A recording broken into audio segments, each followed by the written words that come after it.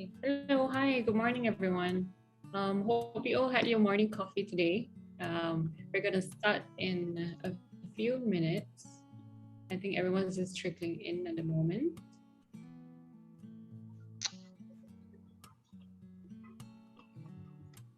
Okay. So welcome to our Blitzscaling Circle. This is basically our bi-weekly initiative organized in conjunction with our Scale Up Endeavor program, where we aim to supercharge the growth of late-stage entrepreneurs. So some of the previous sessions that we had include speakers like Riskiest, who is the co-author of Blitzscaling, and also Malaysia's first unicorn, Eric Chang, co-founder and group CEO of Castle. If you missed any of these sessions, feel free to check out the recordings on our YouTube page. And for today's session itself, we have Endeavor entrepreneur from Indonesia, Hendy Setiono, founder and CEO of Baba Rafi Enterprise. So just a brief introduction about Hendy. He started his first brand in 2003, Kebab Turkey business with capital investment of 4 million rupiah. Now the Kebab Turkey Baba Rafi, which he started from a small cart, has more than 1,300 branches spread out over 8 countries across the world. Besides Kebab Turkey, he's also leading more than 10 different businesses in various fields such as food, beauty, investments, and lifestyle. As we unpack Hendy's scaling strategy for today's session, we have Waya Vitoro, Endeavor MD of Endeavor Indonesia, to moderate the session. So before we start the session itself, it would be great if everyone can just turn on the camera so we can get a group photo for social media.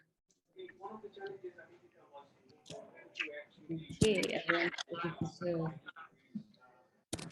Okay, so the first page, 1, 2,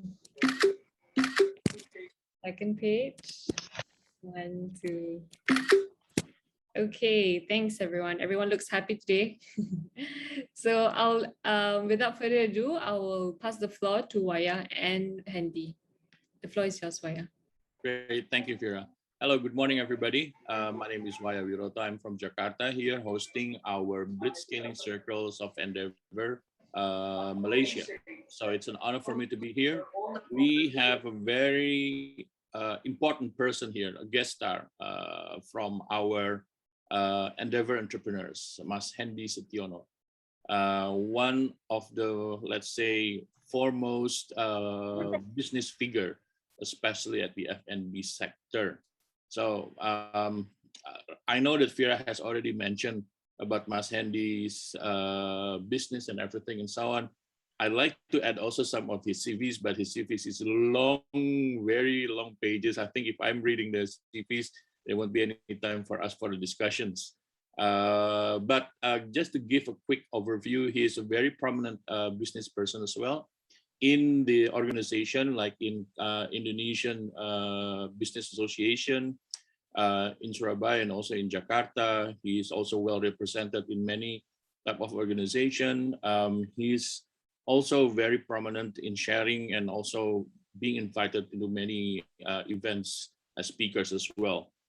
In his CV, I see that he has 11 businesses that he has already successfully managed, including also dermatology franchise and how do I say tambak udang? Yeah, it's a in English. I'm kind of like also out of my mind. So aside from the F&B, he also expands to agriculture on shrimp businesses as well, and also dermatology. So that's the quick introduction about Hendy, and he's also one of our Endeavor entrepreneur, was selected in Dubai in 2013. That was at the very good time because then our Endeavor network were able to go almost in every cities across the world doing the ISP. Now we have to do everything online. So that's the setback of what we are facing right now.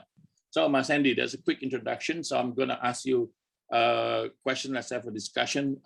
This morning topic is about blitzscaling. So it's about growing your business in a very fast way. So I'm very interested on your early days, Mas. Going down the memory lane, you started with Kebab Turkey Baba Rafi.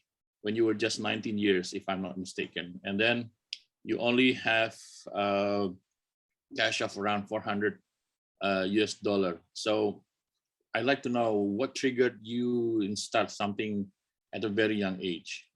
Was it also, you know, your plan to become entrepreneur at an early age, or what? Thank you so much, Mas Waya. Good morning, everyone. Thank you, Endeavor Malaysia, for having me this beautiful morning. So yeah, of course, it's actually not that fast. I've been becoming an entrepreneur the past 18 years with the ups and downs, of course, in the business itself. Now I'm focusing on 12 different businesses, in mostly in F&B, but yes, I also expand in dermatology as well as shrimp farming. So yes, we're doing shrimp farming as well. There's over 200 ponds of shrimp farming that we are also doing. But in the beginning, if I may share the entrepreneurial journey, I started at the age of 19. So at that time during my university study, I started my first business of selling kebabs. There was no business background in my family. My mom is a teacher, while my dad he is working as an employee in Qatar, Middle East. So during my university time, I visited my dad in Qatar, and that was the moment I found the idea of the kebab menu. So in the year of 2003, there was no one selling kebab in Indonesia.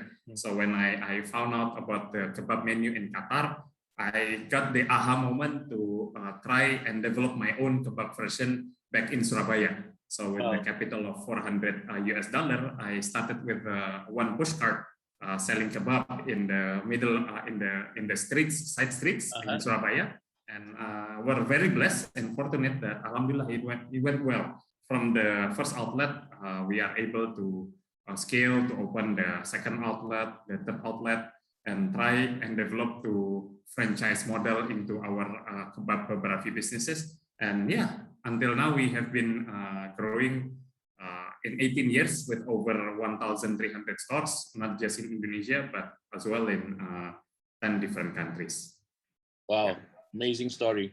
Mas Hendy, what was your experience in the earlier days when you started of opening that one cart in Surabaya? How did you, what kind of strategy did you do when you are acquiring the customer, and then what was your strategy in after that in scaling up from 1 maybe to 10 or even to the higher numbers?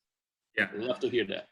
Yeah, so in the beginning, Mas Waya, of course, 2003 there was no social media, only newspaper, billboards, and television. So to do marketing and advertising, it was expensive. So you need to put newspaper ads, local television ads.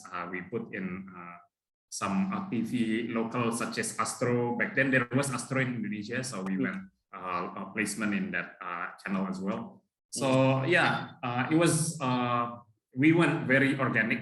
I remember the moment where I have to do flyering in front of my outlet, in front of my stores, just to attract a consumer, due to people doesn't know about the kebab menu itself. They thought kebab is some kind of a local martabak that is a different way. But since we try to present in something unique, something different, but with the local taste, it was accepted very well. So the boom of the first outlet attracts a lot of other people to also do the same business as mine. So then that was the moment where I initiated to do a franchise model in my business, because of the high demand of other people, friends that wanted to do the same business what I did. So I decided to franchise my model with the momentum of a lot of people in theory to open my business. But then nowadays is totally different. It's a collaboration era where innovation and creativity is king. You need to have a new idea, new innovation in terms to grow and scale. So yeah, with we try to launch a new businesses, new brand under the same organization. Until now, we have 12 different brands, mostly are F&B, such as Nyikan, Nyapi, Nyayap. We do have coffee shop called Forestry Coffee. We have a tea brand called Menanti. And then we have Kekinian is a cake shop and other brand, but utilizing the same management team. So the original management team that started the Kebab Turki Baba Rafi, now they are also expanding to other different brands with the same team under the holding of Baba Rafi Enterprise. Not just kebab, that was the original brand, but now also maintaining that 12 different brands. So that was it, Mas.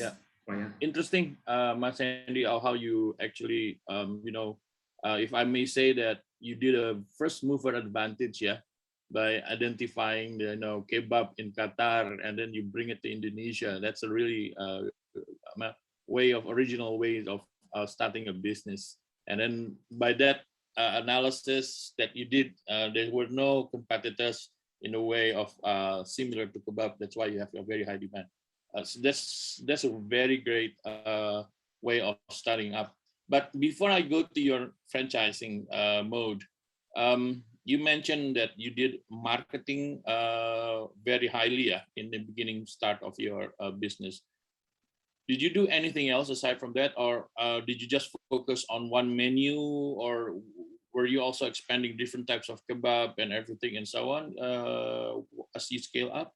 Yeah, there's this word that says be the first or be different. So if you want to win the market, you need to be the pioneer, be the first, or be different, be unique. So that way we can win the market. So yeah, we're lucky enough that we are the first, we are the pioneer that introduces a kebab back then in Indonesia, 2003. And it was the first as well that went internationally, that went global, starting from Malaysia in 2012. So it was 9 years ago when we expanded in Malaysia market. And then be different. Try to present your business differently, unique, something new. So there's no competitor that have the same spirit like what you have in the business. So one example is we try to make the kebab not as the original taste in Middle East, but we modify into the Kekinian way. How do you say? More modern, more youth, and more fusion style. So the concept of our kebab is not the authentic kebab with the Middle Eastern type, but more into youth, innovative, and fusion style, including the menu, the store look, the store layout, the branding itself. It went very millennials. So that way, it diversifies with the old school way of presenting kebab. And the second key is we try to do the small is the new big. We start small with one cart at that time and try to make the campaign viral, so people are queuing in the stores.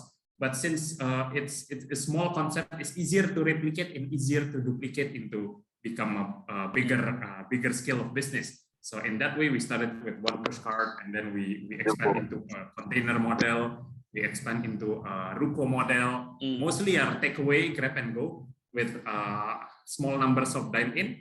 But in that infrastructure, it's easier for us to expand because of the small amount of investment needed to start one franchise or one store. So the key is be the first, be different, and small is the new big. Okay, great. Be the first, be different, and small is the new big. Did you grow organically, and until what stage did you grow organically before you start your franchising, Mas Hendy? When it comes to you, when do I need to go with the franchising strategy instead of going organically? Yeah, of course. So in that way, there are three ways of doing business expansion. First, of course, is the organic growth. This channel using organic growth is we need to, how do you say, collect profits from the existing stores. When it's already ROI, return on investment, then we are able to open the next store. Then when it's ROI, then we expand again another store. With this model, of course, we have fully control of the business operation itself. That is the benefit. But the downside is the growth itself will be very slow. I was using this model of organic growth in the first year. I remember first and second year it was fully organic. So in 1 year, I only can open 6 outlets due to I have to collect the capital itself from the profit of the previous outlet. So that was the one way of I expand the business. But nowadays, there's also a new way of doing expansion with the private equity investment and then venture capital. There's several brands that went successfully grow with this model, such as in Indonesia, there's Kopi Kenangan that went very big with this Ventura model scheme. And the other way is through franchising. This is the model that I tend to choose to grow and scale. The concept itself is sharing is caring. So we want to share the business model. We want to have other entrepreneurs have a bit taste of the beauty of the business itself. So every outlet that we open, it will create a new franchisee as an entrepreneur and a job opportunity. So in that way, we are able to expand and grow not just in Surabaya city, but as well other big cities across Indonesia. Yeah, interesting. I know that you mentioned about the venture capital model. I think, but that time when you started the kebab Turkey in 2003, and even maybe in the middle 2005 or 6 something, that kind of model was not available very openly like today, because in the last 3 years, Mas Hendy, at this time you can get a lot of venture capital almost everywhere in the corner as long as your business is attractive enough. That's why I'd like to deep dive more on your franchise. When you first decided that you want to build the franchise, what was basically your reason for that? I know that you mentioned that you want to grow very fast, but you can actually get loan from the bank and everything and so on instead of doing the franchise. What was your basic reason why you choose the franchise model, Mas Hendy? Yeah, of course. There's always plus and minuses in every way of doing business, including organic growth. I assume bank loans is part of organic growth as well, and private equity and franchising. So if I may say, the organic growth model, it will be very slow in terms of expansion, and you need capital if you need collateral if you want to bank loan in business scale. But the benefit, of course, you will have a fully control of the business itself. The private equity model, you will not have any issue in terms of capital for store expansion. So that is the beauty of private equity. So you want to expand 500 or 1,000 stores, you are able to execute that. But of course, the minus is you will have another party that will control your business. So not as free as doing business yourself in terms of decision, strategy, business planning, and so on. Franchising as well has plus and minuses. The minuses, of course, since we don't control all the operation by internally, our operation team, we will have another party or a franchisee that do the operation. It will need to have a strong training and quality control to maintain the business operation. If not, it will be not standard in terms of operation, and the output of the product itself can be different from one store to other stores. But the benefit, of course, you in terms of capital, the spirit of sharing is caring again. We will have another resources in terms of capital. We will have another resources in terms of people running the operation, and of course, the benefit itself may not 100% be the profit for the company, but we need to share the income that comes from the business to other partners and franchisee that runs the business operation. So that's the beauty of it. So when you mention about this monitoring and also the quality control, that means that you set up this quality control system by yourself, Mas Hendy. Correct. So to have a strong, successful franchise model, we need to have the highest investment that need to be done for a franchisor or a brand owner like us is a strong training team, strong training center, quality control team, QC, and technology. That is the three most important. But on top of that, the business model itself has to be simple. So simplicity is the key and easy to duplicate. The easier to duplicate is the easier to franchise the concept itself. Imagine when the business is totally central kitchen, when we can deliver the F&B product into the stores, and without any cooking process, we can just serve and give the product itself to the customer. So the less operating process in the stores, it will make the standardization of the business itself way more easier. But in terms of that, outside of that, we need to have a strong branding and marketing team, either online and offline, in social media awareness to make the brand viral nationally. So once the brand went viral, the brand went national, all the stores in the region or in small cities will have the impacts of that marketing campaign. Got it. Mas Hendy, before I go deep dive again, I'd just like to understand, you mentioned about your history of growing organically for the first 2 or 3 years, if I'm not mistaken. Yes. And then the next step was going to franchise. You mentioned that you opened only about 6 or 7 outlets within your first organic growth. What happened when you started the franchise? What kind of growth did you experience?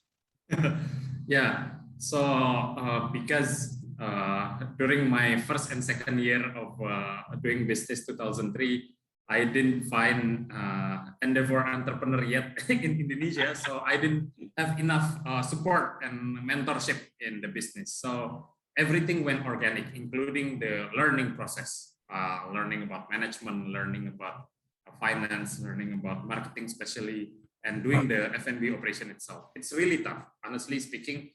Doing the business by myself, it was really tough. That was what diversified the first 10 years of my business, doing by my own.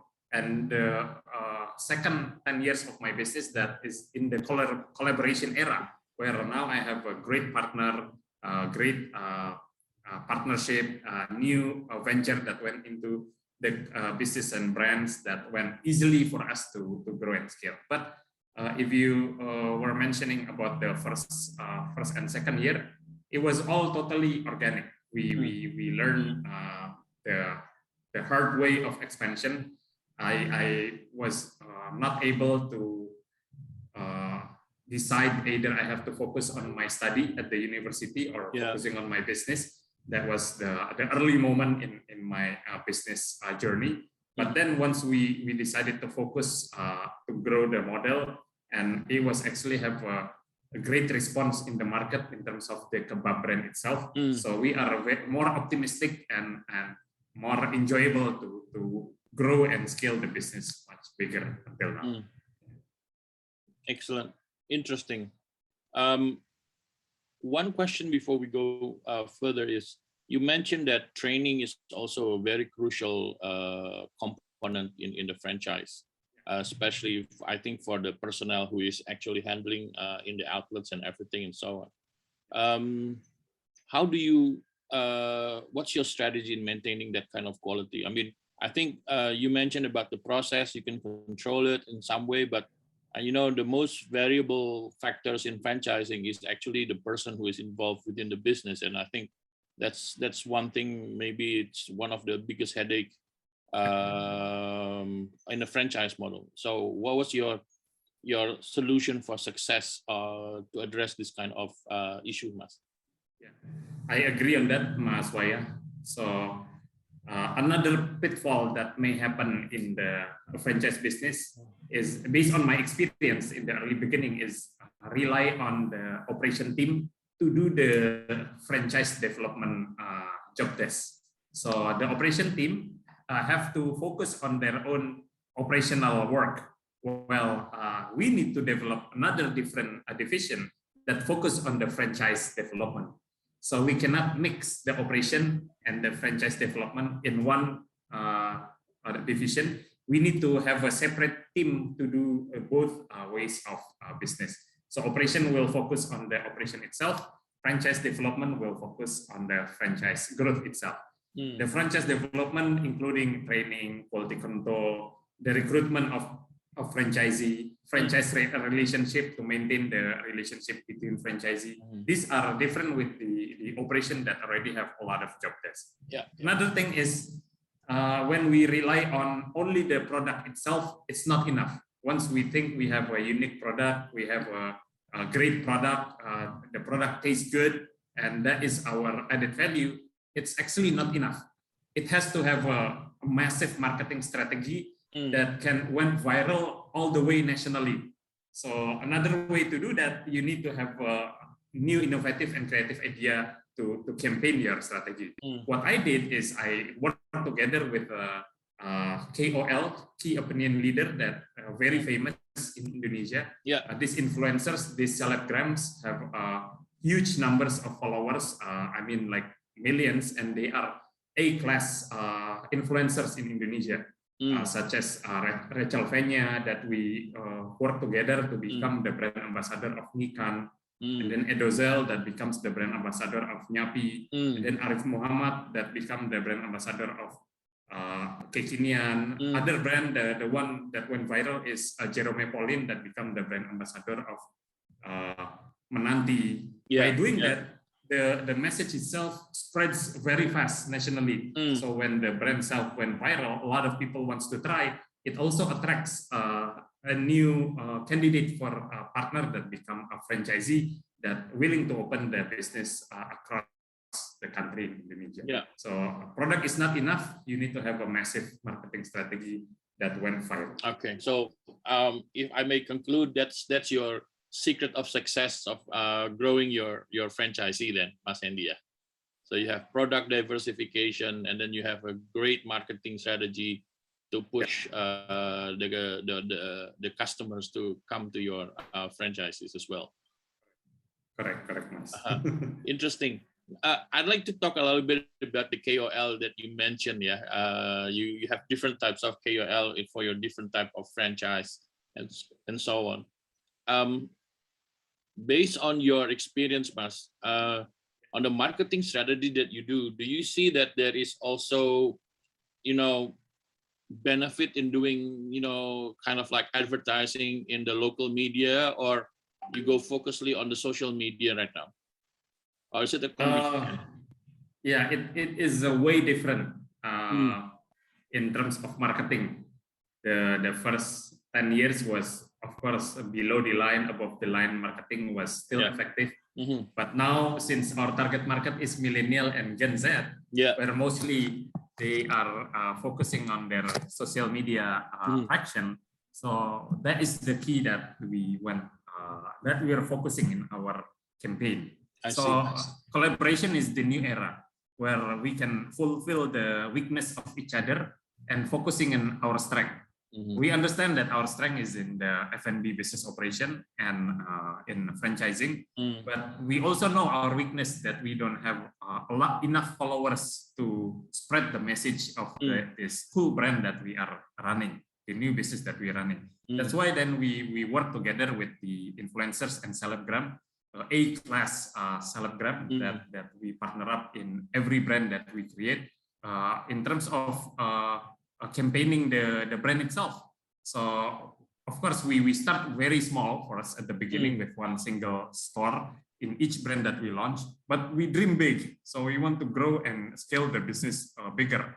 So by managing risk, by starting small, that is the easiest way to scale up fast. So by scaling fast with the small minimum numbers of capital that we use to create one brand, and collaboration with influencers, that is easiest way to make the brand viral. One example is during this 2021 pandemic, we are able to open a new brand called Menanti. Within 100 days of the first outlet open, we are able to open 67 stores in 100 days. So that is the example of how the KOL power is very influenced in the market. So now you mentioned that you're doing with franchise. When you mentioned that, like you Menanti, you open it in 100 days, 67 outlets. Were you also fundraising through venture capital as well, or is it just purely franchise mode? Yeah, of course. Our DNA is totally different. Franchise and venture capital is two different things. Sometimes people that venture capital minded are non franchise players. Yeah. And both ways, the franchise guys doesn't do venture capital expansion. So it depends. In this case, well, since I'm 18 years in the franchising and known as the first player of franchise in Indonesia, so in that way, a bit different when I see deep down the venture capital way of growing a business. Doesn't meet the spirit of the company. So we would like to have still control of the strategy of the company. Meanwhile, the growth itself, we would like to have a sharing is caring concept through this franchising due to the minimum risk that may happen in every stores and the operational benefit that for us is easier if we have partner to run and maintain the business itself. Yeah. Back to kind of like branding a little bit, coming back. I'm jumping around here, Mas Hendy. I'm really sorry, but the discussion is very interesting. You know, if I look at the names of your franchise, like Kebab Turki, and then you have Nyapi, yeah, and then you have Nyanyap, Nikan, and then you have Menanti. You know, I think one of your success also, if I may say, is how to brand your franchise also differently. You know, like Nikan is ikan, and then you just put an eng in front of it, so it's but then it's really catchy and everything and so on. Would you mind sharing with us how the process of coming up with that names, because I think that catchphrase is also very important to start up your franchise. So actually it depends. First we need to identify the target market. Since we like to work with the millennials and Gen Z as our target market, so it needs to have a creative way of doing launching a brand, F&B brand that relates with the millennials. So every brand that we launch always have a story. So there's a storytelling concept that we try to campaign in every brand that we launch that actually engage with this netizen. Mostly are millennials and Gen Z. So again, imagine when we launch Nikan. Nikan is when fried chicken, people already know is chicken with tepung, and you do it together. Nikan is fish, dory fish with tepung, and then you create with nasi and sambal. So it's one very local. When some other people usually do fried chicken, we do fried fish with the rice and chicken, and one very easy concept that accepted by the market. But again, small is the new big. We start with one simple store, but with the story, the KOL story, the brand itself went very viral in social media. Even the hype, not just in Jakarta itself as the first store that opened, but also in the smaller cities such as Sumatra, Kalimantan, and Sulawesi. They also accept the story of this Nikan.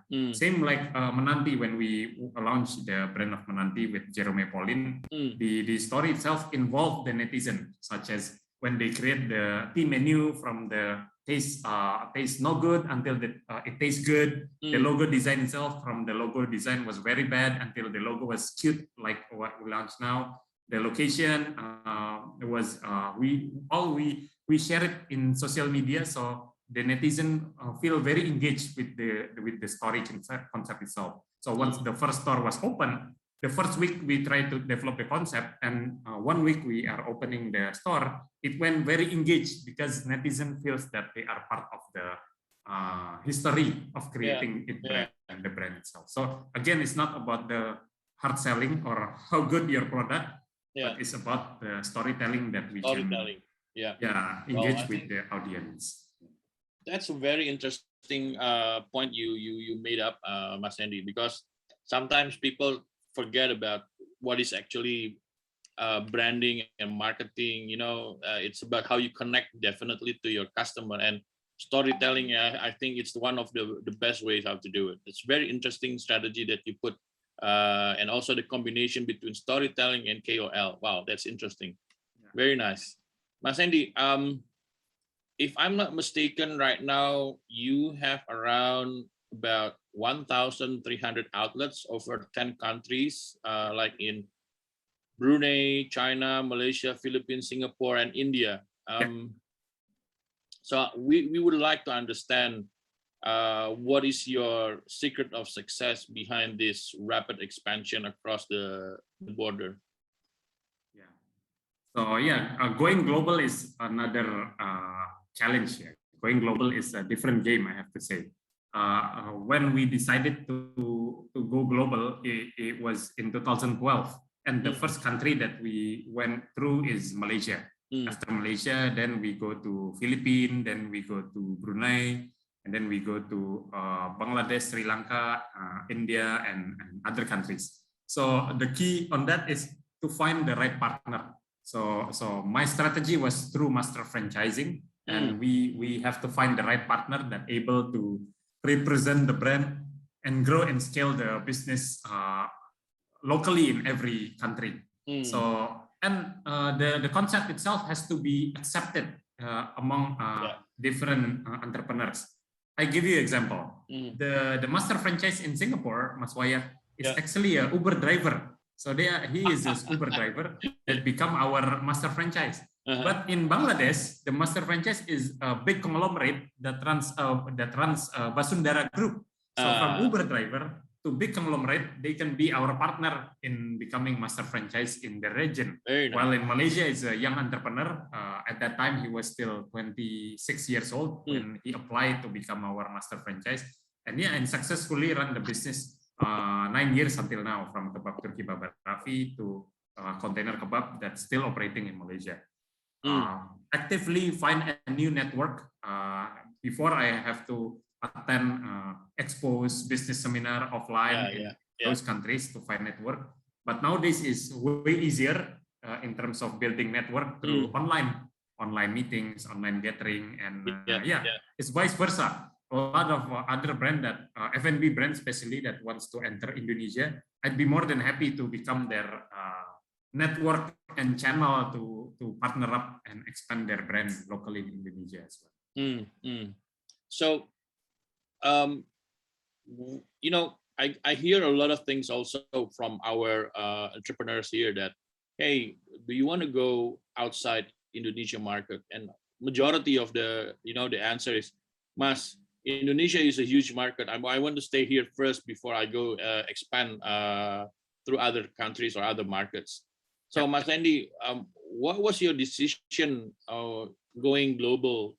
If I challenge you, like, are you already covering about 80% of the market in Indonesia itself, or even more? Or why did you choose to go outside instead of focusing in Indonesia itself?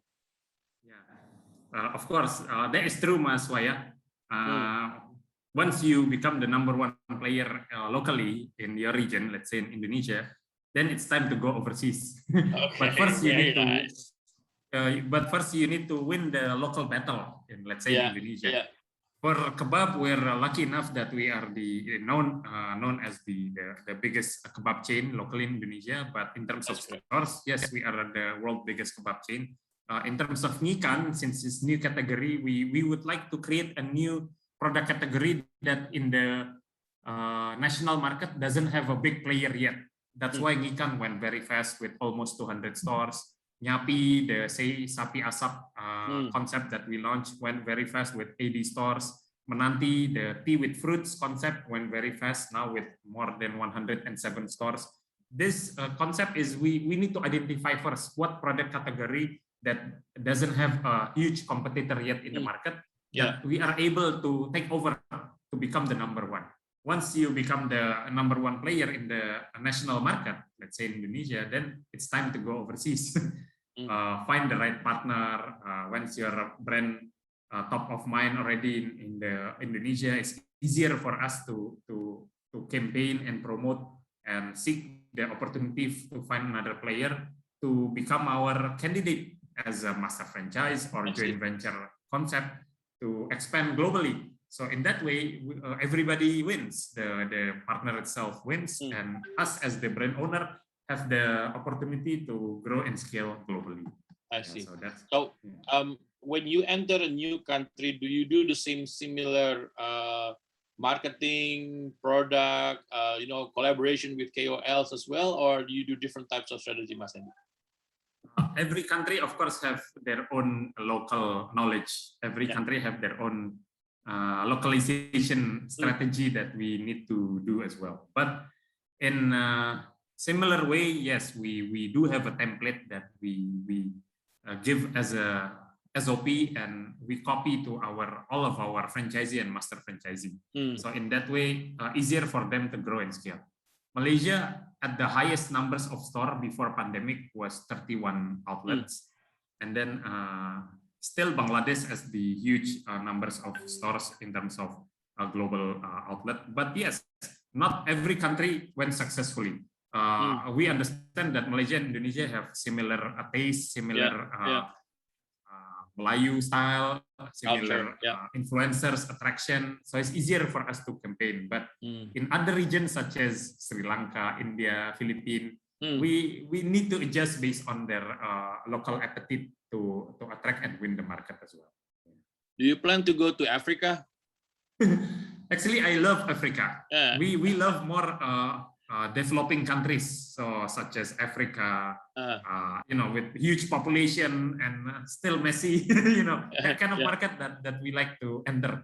Instead of modern country that's already developed, such as Europe, United States, it will be a huge challenge for us because already a lot of great brands. So better brands like us go to less developed countries and try to grow there. That's why Indomie is very successful. Yeah, I was just going to say that. I was just going to say that even in Nigeria, people are claiming that Indomie is product of Nigeria instead of Indonesia. Interesting, Mas Hendy. So we are coming to our last 15 minutes. So let me see if there are any questions from the audience here, Mas Hendy. Let me just read you one. From Yi Tang Lim, question number 1, what are the 3 things you think a franchise should never do according to your past experience and challenges you face? The riskiest things you regret doing? Thank you. This is a very good question. In terms of franchising, yes, I've been 18 years in the industry itself. Not all brand went successfully. Outside my 12 brand that I operate now, there are several brands that we have to shut down. So not every brand that we launch went successfully. First is PLC, product life cycle. Every business, every F&B brand have their own product life cycle. So we need to understand the market, either the product itself is sustainable or just a seasonal product. Will people rebuy again our product, repeat again to buy our product, or just one time then they will not buy again? So we need to understand the concept of our brand. There's a lot of good concept, new menu that went viral. Now the hype of Kroffel, the menu of Kroffel went very high because people wants to try. But it's because of very easy of creating Kroffel, everyone can make it. So that PLC, the product life cycle, will be very fast. Second is the market wants something new. They always seek and try something new. So we need to have always innovation, creativities, and new ideas in terms of the creation of our product line in our brand. So we need to regularly to launch a new product line. We need regularly to launch a new store concept, new design, and maybe a new brand ambassador to refresh the brand itself. So in that way, people always remind that the brand still exists. The third is the strategy of one brand with one influencers is actually quite effective in my personal experience. So one brand, one influencer, in that way, the customer and the audience will think that this brand belongs to this influencer and their fan base wants to buy. Example, the hype of McDonald's with BTS went very viral in Indonesia. Within just hours, it went sold out. That has to be sold in 1 week. They're just sold out in just hours. That is the beauty of the collaboration between McDonald's and BTS. The same thing we did with the local influencer, local selebgram, with the A-class influencers that we partner up together with our brand. And that is easiest way to grow and scale. But now again, since the small is the new big, and the new success factor that I think will be the future is cloud kitchen under the same location. So since we have 12 different brands, we would like to have that all brand in one location with the cloud kitchen concept. And this is proven very well. There's another big brand in Indonesia called Hungry Kitchen, already being invested with the private equity with $12 million investment. The Hungry Kitchen concept is one location. They launched 5 brands and all sell using online platform. So we are also doing the same. In one location, we have several brands. So very efficient, very effective in terms of manpower and equity sharing, the equipment sharing that we can do in every location. Yeah. Thank you. That's about it. Hendy, I think your answers also fits very well with the following 2 questions. The following question from the audience was asking about, are your brand ambassador tied to the brand permanently, or is it a short-term basis? Yeah. Okay. So there's 3 ways in engaging with the brand ambassador. First way is a paid endorsement. So we pay them professionally with endorsement. So they will do a campaign creating an Instagram story or a feeds video for our brand with a professional fee. Let's say one time. The second way is a revenue sharing concept. So we create a seasonal campaign. We create, let's say, one menu. We do a seasonal campaign such as McDonald's X BTS. We also do the same. Kebab Turki Baba Rafi X Sarafajira. Then every product that being sold using with that menu, there's X amount percentage that we give to the Sarafajira as the influencers. And the third way is partnership and create a business together. This is most of our brand are related to that. So we invite them to be a business owner as a partner. So they are becoming a shareholder, and with the start small spirit with 1 stores and went viral, then we expand this channel through franchising that mostly every brand can grow up to 100 stores with it using this influencer model in the pandemic era. I'm curious also, you mentioned about this collaboration with this KOL. You won't be able to control the personal life of these influencer, right, Mas Hendy? Yeah. What happens if they screw up? Then there's a risk of also affecting your brand. What kind of risk that you think through that when you decide with this collaboration? That is true, Mas Waya. If the brand ambassador, did something bad or something wrong, usually this account of gossips put him in the story, like lambe turah and so on. But you know what? Hey, bad news is good news. The more awareness that went up, it actually affects the sales. So, because that happens with my brand. There's one brand recently that the brand ambassador went very viral with their news. Actually, ourselves as the brand operator sees, wow, the sales went up. So bad news is good news. But of course, if it really went very bad, that affects the business performance. We need to evaluate in terms of the working contract itself. Sometimes we don't renew. The every year renewal contract, we decided to stop and change with the new ambassador. That may be the solution. So if it doesn't work both ways, the win-win solution is to not renewing the contract and try to find a new brand ambassador. Okay. One last question from the audience. With the emergence of food delivery platforms and cloud kitchens, are you rethinking on what distribution looks like for your brands? Yes, correct. That is the everyday focus that our team are doing now.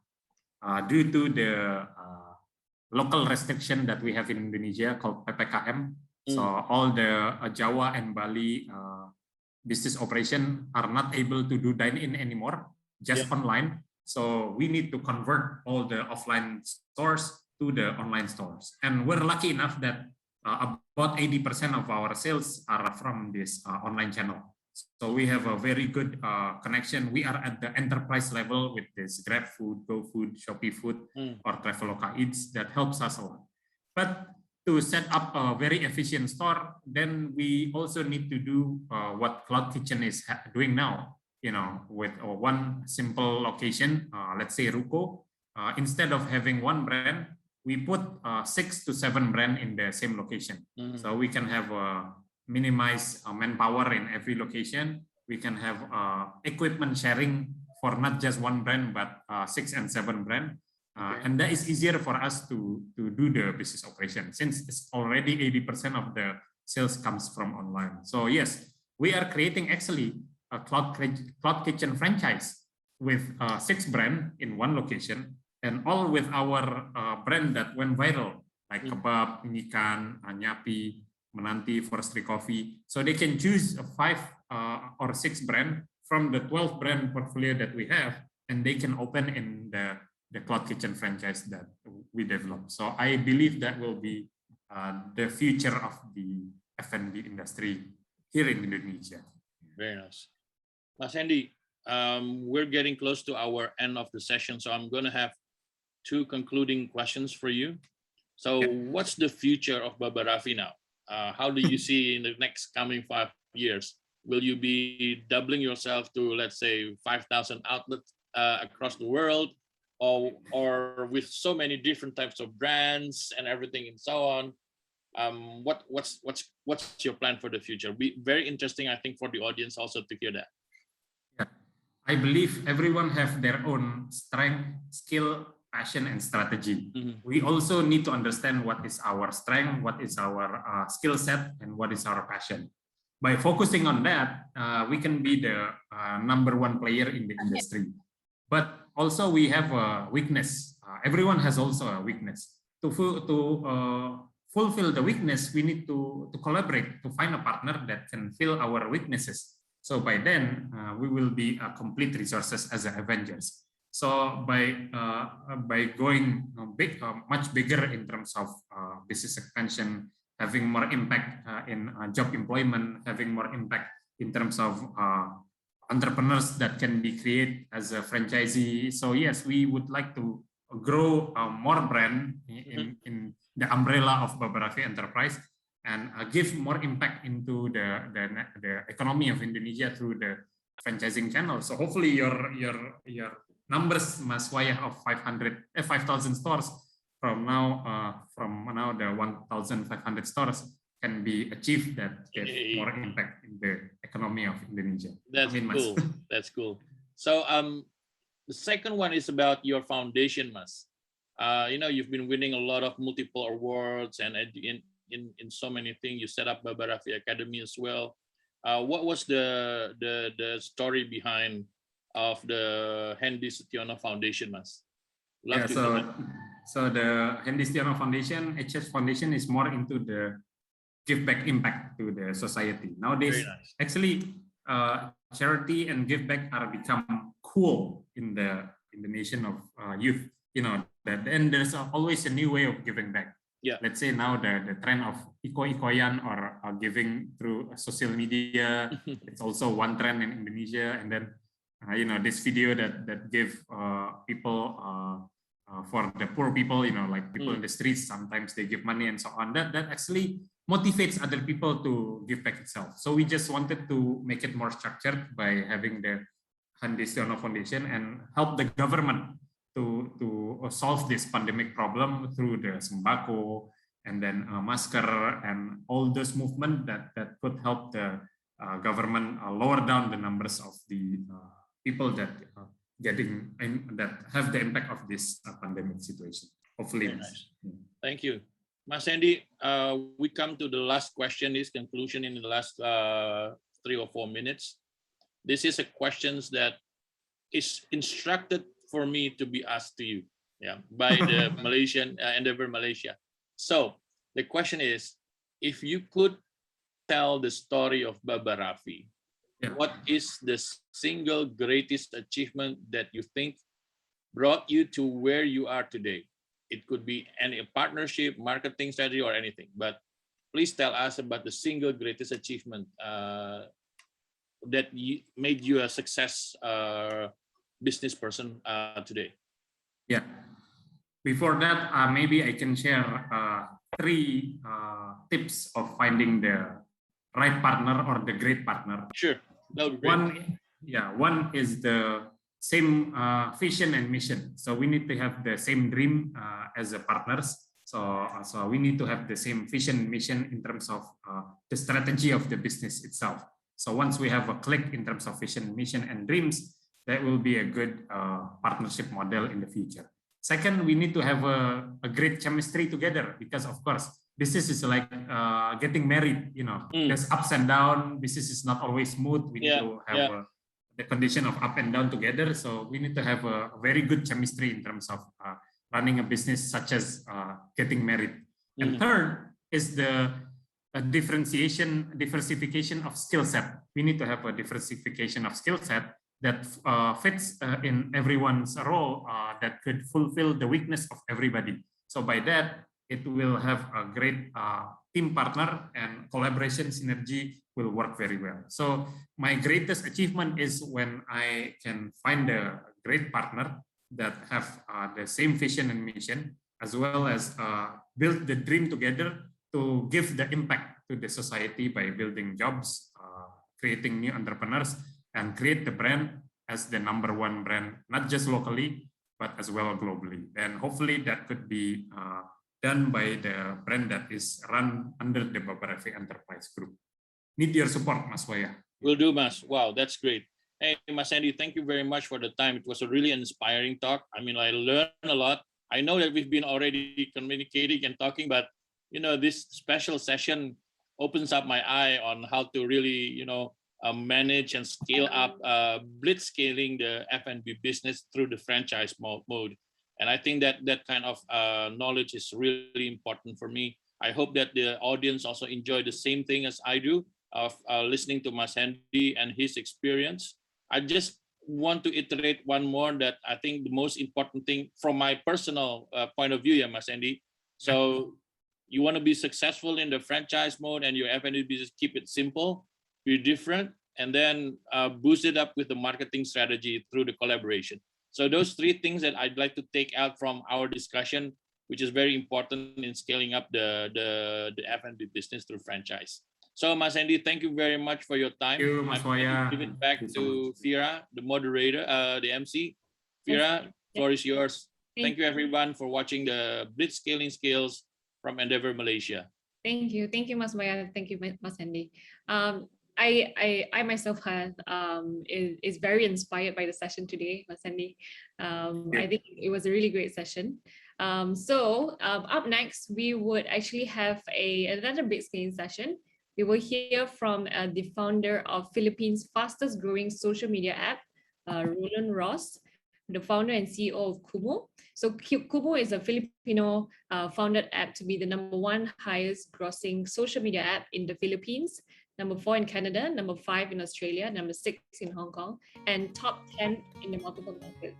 If you're interested in joining the session itself, we have forms here in the chat. So if you want, you can sign up straight away. And before we go, I will also trigger a feedback form in Zoom itself to just look at your thoughts in terms of today's session and how we can constantly improve our sessions.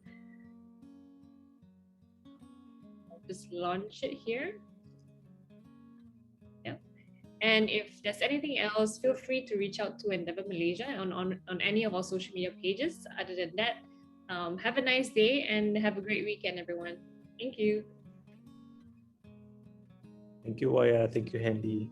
Have a good day. Welcome, guys. Thank you. Thank you, Waya. Thank you, Hendy. Thank you so for the much. talk. Thank you. Bye. Bye-bye. Thank you, everyone. Bye, guys. Thank you, everyone. Thank you.